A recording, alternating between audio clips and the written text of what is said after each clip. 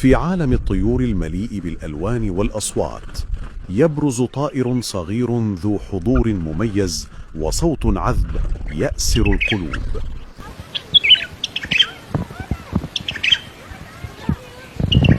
إنه البلبل العراقي، المعروف أيضا باسم البلبل أبيض الخدين أو أبيض الأذن.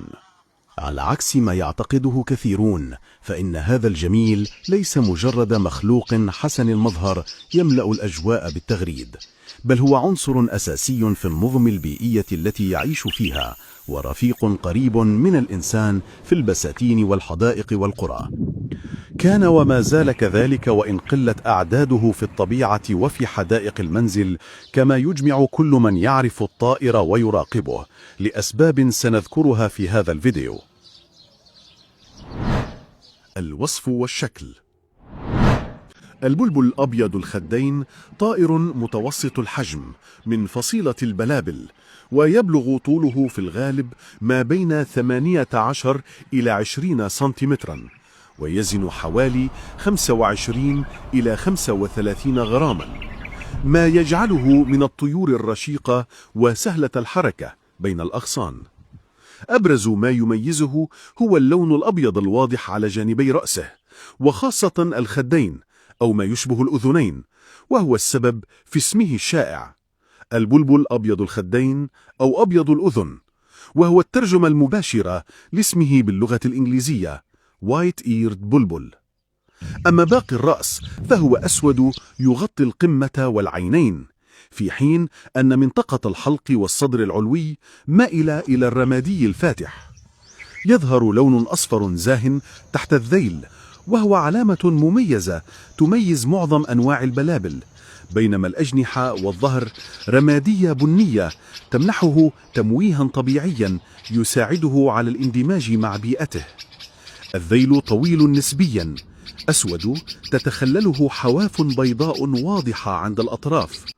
الذكر والأنثى متشابهان في الشكل، الأمر الذي يجعل التمييز بينهما صعبا إلا من خلال السلوك.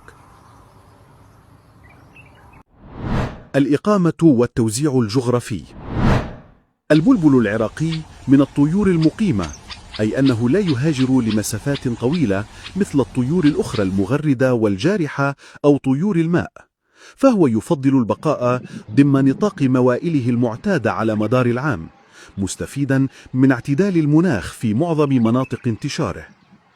يتوزع البلبل العراقي على نطاق واسع في منطقة المشرق العربي وآسيا، فهو طائر شائع في العراق ودول الخليج في شبه الجزيرة العربية، بما في ذلك السعودية وقطر والبحرين والإمارات وسلطنة عمان والكويت، وكما ينتشر في إيران، ويمتد وجوده إلى أجزاء من باكستان وأفغانستان والهند.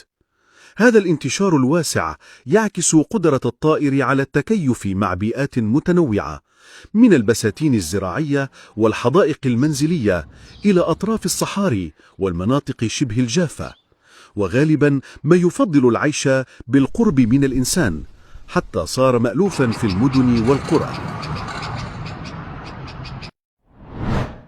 غذاء البلبل العراقي. يعتبر البلبل أبيض الخدين من الطيور الآكلة لكل شيء تقريبا، فنظامه الغذائي متنوع للغاية، مما ساعده على الاستقرار في موائل مختلفة، كما ساعده ذلك في قطع الصحراء ليصل إلى موائل جديدة خارج حدود تواجده الأصلية.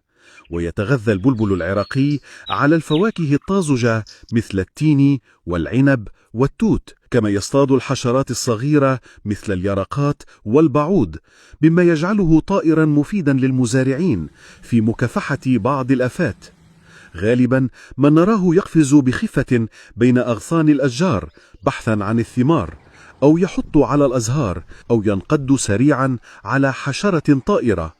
هذا التنوع في الغذاء يجعل حضوره مهما في التوازن البيئي، فهو ينقل بذور النباتات ليساعد في انتشارها وبقائها، ويساعد في تلقيح الأزهار، ويقلل من أعداد الحشرات الضارة، ما يلفت النظر إلى ضرورة الحفاظ عليه من الصيد أو التجارة به، وتحويله من طائر طبيعي إلى طائر أقفاس كما يحدث الآن وعلى نطاق واسع في مناطق انتشاره.